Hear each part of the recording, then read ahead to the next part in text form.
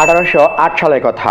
লন্ডনের এক অন্ধকার পরীক্ষাগারে এক তরুণ বিজ্ঞানী নাম হামফ্রি ডেভি, তিনি একটি অদ্ভুত ধাতব রহস্যের পেছনে ছুটছিলেন। তিনি একটি সাদা পাউডারের ভেতর থেকে এক অজানা মৌলকে বের করার চেষ্টা করছিলেন। সেটি আর অন্য কিছুই না, সেটি ছিল চুন। তখন কেউ জানতো না যে এই চুনের ভিতর লুকিয়ে আছে এক অদ্ভুত শক্তির খনি। হঠাৎ করে তার ব্যাটারি শর্ট সার্কিটে উজ্জ্বল লাল শিখা। কিছুক্ষণের মধ্যেই তিনি আবিষ্কার করলেন এক উজ্জ্বল রূপালী ধাতু, যার নাম রাখলেন ক্যালসিয়াম। কিন্তু কল্পনা করুন, ডেভি যদি আজকে বেঁচে থাকতেন, তিনি দেখতে পেতেন সেই ক্যালসিয়ামের অভাবে আজ লাখ লাখ মানুষ নিঃশব্দে ভুগছে। আপনার রাতে পায়ে টান ধরা, আপনার অনিদ্রা, আপনার দাঁতের দুর্বলতা, এই সব কিছুর পেছনে কিন্তু সেই একই রহস্য কাজ করে, যা ডেভি 200 বছর আগে আবিষ্কার করেছিলেন। আপনি কি জানেন, আপনার শরীরে ক্যালসিয়ামের পরিমাণ একটু কম হলেই আপনার স্নায়ুরা ভুল সংকেত পাঠাতে শুরু করে, আর এই ভুল সংকেতে কিন্তু ডেকে আনতে পারে বড় বিপদ। আজকের ভিডিওটিতে আমরা শুধু ক্যালসিয়ামের অভাবের লক্ষণই জানবো না, জানবো সেই প্রাচীন ইতিহাস ও বিজ্ঞান, এবং সবচেয়ে গুরুত্বপূর্ণ শক্তির উৎস ক্যালসিয়াম কিভাবে প্রাকৃতিক উপায়ে শরীরে গ্রহণ করবেন। পুরো ভিডিওটাই কিন্তু আপনার শরীরের গোপন ভাষা উদ্ধারের একটি A to Z গাইডলাইন হতে চলেছে। চলুন শুরু করা যাক। ডেভির সময় থেকে আমরা এখন অনেক এগিয়েছি। এখন আমরা জানি ক্যালসিয়াম শুধু হাড়ের জন্যই না, এটি আমাদের শরীরের বার্তাবাহক। এই বার্তাবাহক কমে গেলে আমাদের শরীরে যা যা সংকেত পাঠাবে তা হলো পেশির কষ্ট। সবার প্রথমে আসে মাংসপেশিতে টান ধরা বা খিঁচুনি, বিশেষ করে রাতে ঘুমের মধ্যে পায়ের মাংসপেশি শক্ত হয়ে যাওয়া। এছাড়াও হাত পায়ে জিজি ধরা অবশ হয়ে আসা একটি সাধারণ লক্ষণ। হাড় ও দাঁতের দুর্বলতা। ক্যালসিয়ামের প্রধান ভাণ্ডার হলো হাড়।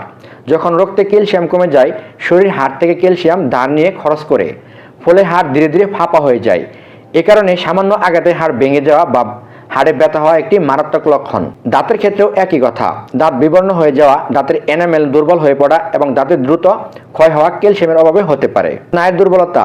ক্যালসিয়াম স্নায়ুকে শান্ত রাখে। এর অভাবে স্নায়ু অতিরিক্ত উত্তেজিত হয়ে পড়ে, এতে মেজাজ খিটখিটে হয়ে যাওয়া, অস্থিরতা, এমনকি দীর্ঘমেয়াদে স্মৃতিশক্তি কমে যাওয়া বা বিস্মরণতার মতো লক্ষণ দেখা দিতে পারে। হৃদযন্ত্র ও অন্যান্য সমস্যা। বুক ধড়ফড় বা হার্টবিট অনিয়ম। ক্যালসিয়ামের হৃৎপিণ্ডের সংকোচন নিয়ন্ত্রণ করে। কমে গেলে হৃৎপিণ্ডন অস্বাভাবিক লাগতে পারে। এছাড়াও ত্বক শুষ্ক হয়ে যাওয়া, নখ ভঙ্গুর হওয়া এবং চুল পড়ার মতো সমস্যাও কিন্তু ক্যালসিয়ামের ঘাটতির কারণেই ঘটতে পারে। অতিরিক্ত ক্লান্তি। শরীরের কোষগুলো সঠিকভাবে কাজ করতে ক্যালসিয়াম দরকার। ঘাটতি হলে শরীর সবসময় দুর্বল লাগে। মানসিক সমস্যা। কখনো কখনো দেখা যায় মনোযোগ কমে যাওয়া, বিরক্তি, উদ্বেগ, এগুলো ক্যালসিয়ামের অভাবের সাথে সম্পর্কিত হতে পারে। ক্যালসিয়ামের ইতিহাস কিন্তু ডেভির আগেও অনেক পুরনো। হাজার হাজার বছর আগে মিশরীয়রা পিরামিড তৈরিতে চুনাপাথর ব্যবহার করত। তারা জানতো না এটি কি, কিন্তু এটি ব্যবহার জানতো। আরও মজার ব্যাপার হলো, আমাদের শরীরের সাথে সমুদ্রের মিল রয়েছে। 1900 শতকের গোড়ার দিকে বিজ্ঞানীরা আবিষ্কার করলেন, জীবিত কোষগুলোকে বাঁচিয়ে রাখতে গেলে যে দ্রবণ লাগে, তার গঠন যেন হুবহু সমুদ্রের জলের মতোই। আর সেই দ্রবণের প্রধান উপাদান ছিল ক্যালসিয়াম। অর্থাৎ আমরা যেন এক ফোঁটা সমুদ্রকে নিজের ভেতর বহন করছি। 1986 সালে আসে আরো বড় চমক। বিজ্ঞানীরা দেখতে পান ক্যালসিয়াম নিয়ন্ত্রণের বাইরে চলে গেলে তা কোষের মৃত্যুও ঘটায়, যাকে আমরা বলি নিক্রোসিস। তাই এই উপাদানটি ঠিক পরিমাণে রাখা শরীরের জন্য অত্যন্ত জরুরি। এত ইতিহাস আর বিজ্ঞান জেনে নিশ্চয়ই ভাবছেন, তাহলে উপায়টা কি, কিভাবে এই অভাব পূরণ করবেন? আসুন জেনে নেওয়া যাক প্রাকৃতিক উৎসগুলোর A to Z তালিকা।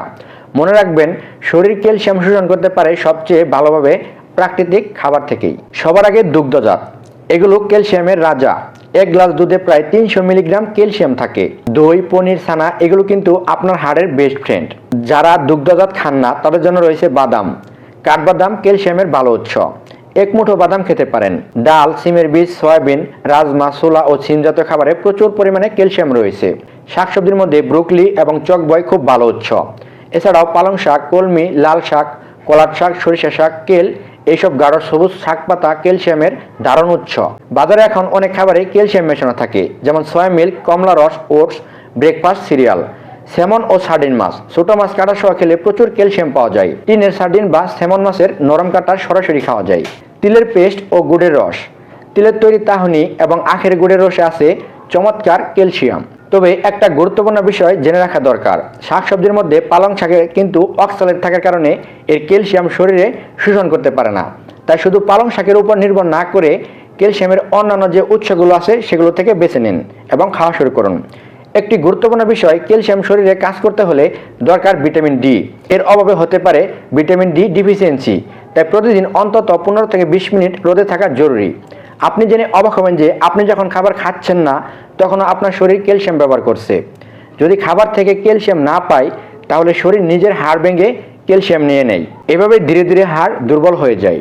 তাই আজ থেকেই সচেতন হন, সঠিক খাবার খান, রোদ এবং স্বাস্থ্যকর জীবনযাপন আপনার হাড়কে শক্ত রাখবে সারা জীবন।